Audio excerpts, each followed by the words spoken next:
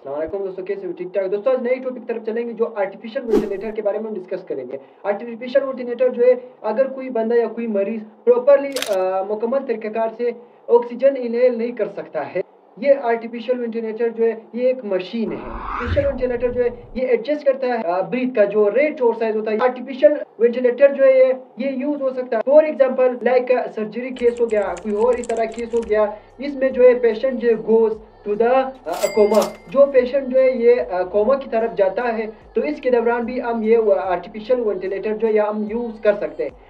Simply मैं बता देता हूँ, आर्टिफिशियल वेंटिलेटर जो है एक मशीन है जिसके थ्रू हम ऑक्सीजन इनहेल करवा सकते हैं। ये कोमा में भी यूज हो सकता है और बड़े बड़े सिचुएशन में, जो डेंजरस सिचुएशन हो गया जिसके बारे में हमने डिस्कस किया कि आर्टिफिशियल वेंटिलेटर क्या है, मतलब ये डेंजरस केसेस में ये आर्टिफिशियल वेंटिलेटर मशीन हम यूज कर सकते हैं। तो यह था छोटा टॉपिक जो मैंने आप लोगों के साथ शेयर किया। अगर आपको इस तरह वीडियोस पसंद हो तो हमारे यूट्यूब को सब्सक्राइब, टिकटॉक को फॉलो करो। इंशाल्लाह इसी तरह वीडियोस मैं आप लोगों के लिए लाता रहूंगा। मिलते हैं नेक्स्ट वीडियो पे। अल्लाह हाफिज।